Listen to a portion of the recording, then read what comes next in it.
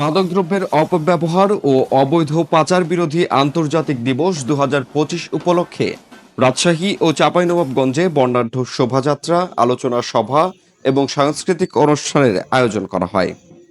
চক্র ভাঙো, সংঘবদ্ধ অপরাধ রুখো, এই প্রতিপাদ্যকে সামনে রেখে দুই জেলাতেই মাদকের বিরুদ্ধে সামাজিক প্রতিরোধ গড়ে তোলার আহ্বান জানানো হয়। রাজশাহীতে মাদক বিরোধী দিবস উপলক্ষে সকালেই বের করা হয় বর্ণাঢ্য শোভাযাত্রা। বিভাগীয় কমিশনারের কার্যালয়ের সামনে থেকে শুরু হয়ে এটি শেষ হয় জেলা শিল্পকলা একাডেমিতে। পরে সেখানে আয়োজিত আলোচনা সভায় প্রধান অতিথির বক্তব্য দেন বিভাগীয় কমিশনার খন্দকার আজিম আহমেদ।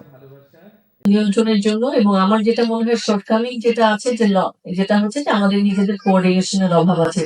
প্রত্যেকটা অর্গানাইজেশনে আলাদা আলাদা ভাবে আমরা কাজ করছি। আরেকটা বিষয় হচ্ছে যে আমরা দেখেন আমরা যারা মাদক কারবারি আমরা আমাদের বাচ্চাদেরকে গাইড করব তারা কোন পথে যাবে। আমি মনে করি এটা আমাদের গার্ডিয়ানদের অসফলতা।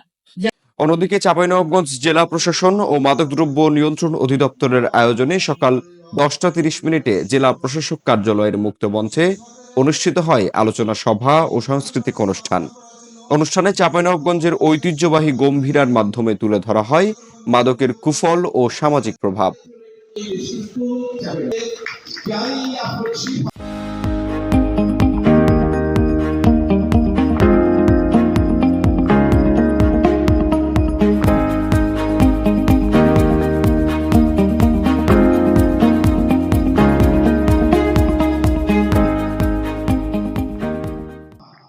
অধিদপ্তরের তথ্য অনুযায়ী চলতি বছরের জানুয়ারি থেকে মে পর্যন্ত রাজশাহীতে 938টি অভিযান চালিয়ে 602 জনকে গ্রেপ্তার করা হয়েছে।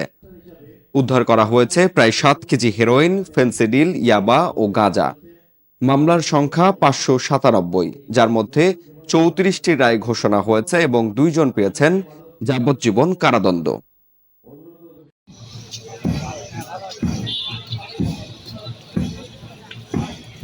উত্তরভূমি ডেস্ক, রাজশাহী। দেশকে ভালোবাসো, বাংলাদেশকে ভালো